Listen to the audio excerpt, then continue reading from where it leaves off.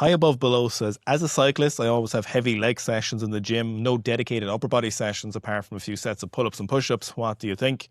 If it's a track cyclist, so we're looking at a lot of power output, I absolutely think it's vital that you do upper body work. So if we look at what a lot of do with cyclists is good range of motion squats, high bar preferably or mid bar to a good depth, pretty consistent, slightly upright back angle like we were talking about earlier. I definitely find the upper body stuff is important. I also find stuff like hinging or RDLs is very, very important for the posterior.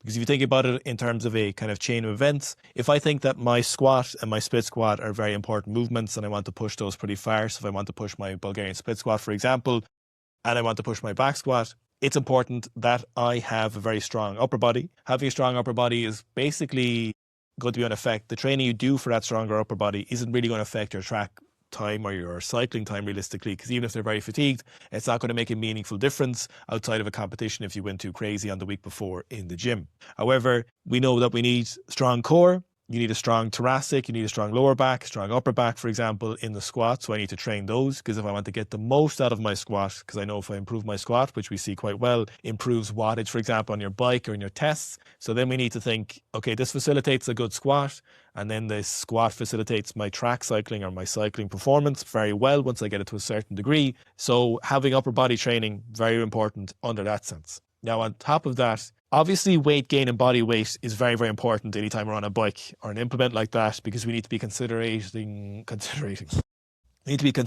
our power to weight ratio, our drag efficiency, all of that stuff is very important. How this affects our VO2 max, of course. What's not going to happen is you're going to do consistent normal amount of upper body training and suddenly you're going to gain 5 kilos of mass.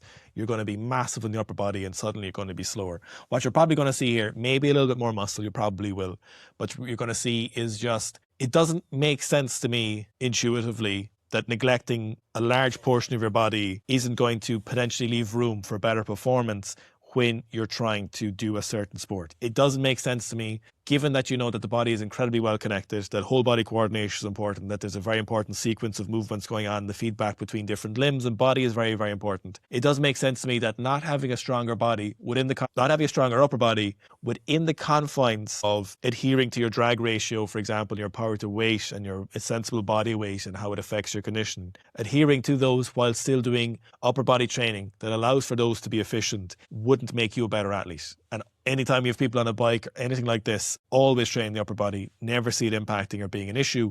So if you are a cyclist, especially a track cyclist, I could say confidently, you should be training the upper body. Good old-fashioned strength training works incredibly well to improve the wattage and then your conditioning, and obviously all that makes sense.